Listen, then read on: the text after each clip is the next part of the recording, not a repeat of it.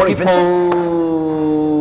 already know that we are in Supercharger, our venue sponsor for this week. And your host here is good work by Andrew Work, founder and editor-in-chief of Harbour Times, and of course, me, Vincent, founder of Solution on Wheels, Vincent Wong.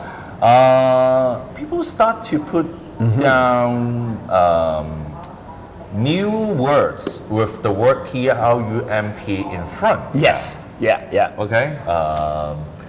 Trump Islamophobia. Yeah.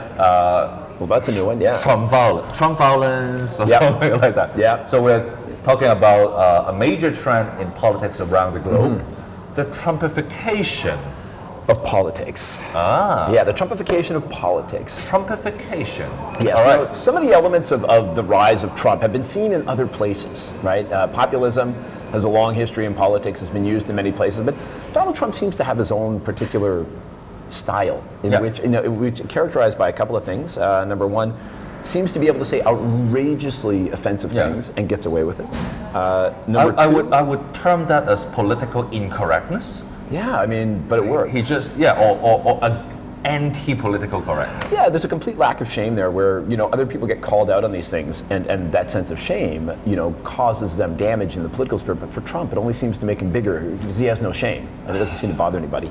The second part of it is xenophobia, I think is a big part, and just willing to keep doing it. So this lack of shame and lack of political correctness, right, that is leading to a bigger support base, and the xenophobia. And then the third part, I guess, would be like solutions that aren't really based in reality. It's like, I'm going to get Mexico to build a wall and they'll pay for it. I won't even call that solutions. No, it's just kind of crazy out there stuff. So the question is Trumpification coming to Hong Kong, though? Are we seeing a kind of xenophobia and crazy ideas like, let's build a camp? I don't know, in a sense. Yeah. I think Donald Trump will hate us saying this, but who cares? I think Donald Trump is actually a Kim Jong-ilization of an American.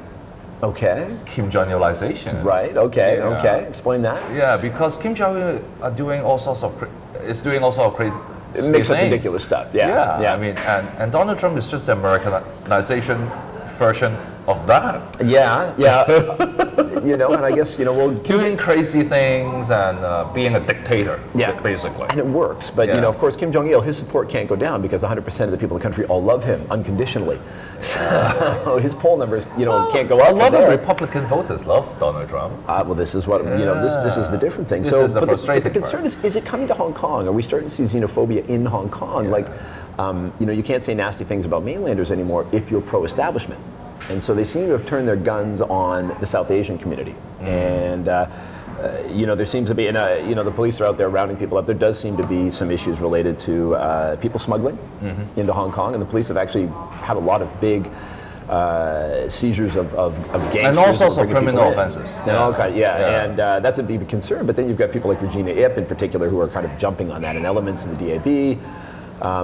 And we're starting to see kind of... Are you hinting that someone look or speak or work like Donald Trump now? Well, that's what I'm saying, is that these guys are looking at Donald Trump. Are you saying, talking about Regina now has a new middle name? Regina, Drumpf.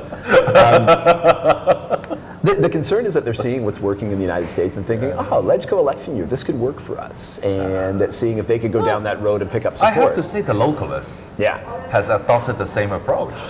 Saying political incorrectness things sometimes. Politically incorrect, but it's the other kind of politically correct, the make Beijing angry politically correct, which is kind of the Chinese version of politically incorrect. Yeah. But they're also talking about building a wall, an invisible wall, to guard against mainland.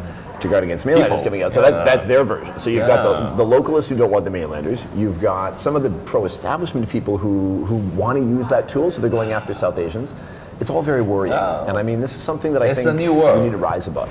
It's a new world that comes together with the way people write in the social network. Yeah. So what do you think about it? Shall we blame the social network? Or do you think there are shows like this who can present views in a more logical, thoughtful and fashion. thoughtful manner. Well, I guess Leave your comments below. Yep. And with that, I have to conclude this week by thanking the good work by Mr. Hey. Andrew Work. And I will have my final wrap up with two things. Once again, big thanks to the people at Supercharger for hosting us this week. Big event tomorrow. You will be got another company. facilitating- I will be the MC at that event. Yeah, so so looking we forward have to to it.